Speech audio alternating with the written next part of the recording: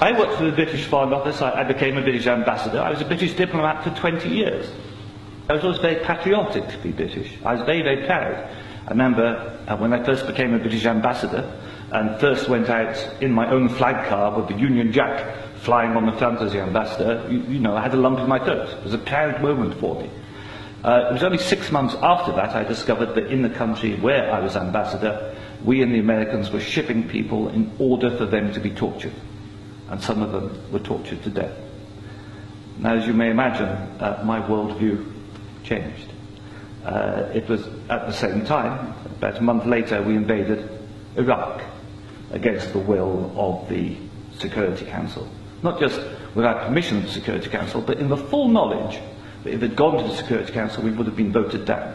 And I, as a British diplomat, saw all the internal memos that went through that decision. I know for certain, I used to be head of the FCO unit that monitored Iraqi weapons of mass destruction. And I know for certain, I can tell you, that they knew there weren't any. It wasn't a mistake, it was a lie. I think it is impossible to be proud of the United Kingdom. I think when we invaded Iraq, we did to the United Nations what Hitler and Mussolini did to the League of Nations. And I think what we've done since, where the truth is often much hidden in the bombing. If you look, Libya, disaster now, we bombed it. We killed 15,000 people when NATO bombed Sirte, something they never told you on the BBC. And did we make it better? No.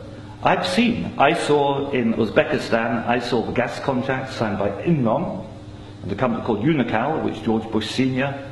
was on the board, to dig out gas pipelines from Uzbekistan and Kazakhstan over Afghanistan down to the Indian Ocean. That was actually what the Afghan war was about. They'd actually had talks with the Taliban and Unocal to see if the Taliban would provide pipeline security. The person who held those talks was the consultant for Unocal, who was a certain Mr. Karzai, who, after being employed by George Bush Sr. as a consultant, went on to become president of Afghanistan. That was their plan B. The Taliban wouldn't do it, so they invaded. It usually, I've seen it on the inside, it's almost always about control of resources. It is every bit as corrupt as our first speaker. I'm sorry, I'm also terrible with names. Andrew. You are absolutely right, Andrew. And I can tell you it's not an academic construct. The system stinks. Westminster stinks. The British government is deeply, deeply immoral. They don't care how many people they kill abroad if it advances them. And anybody who votes no is voting to support a psychologically flawed, a pathological state, which is a danger in the world, a rogue state, a state prepared to go to war to make a few people wealthy.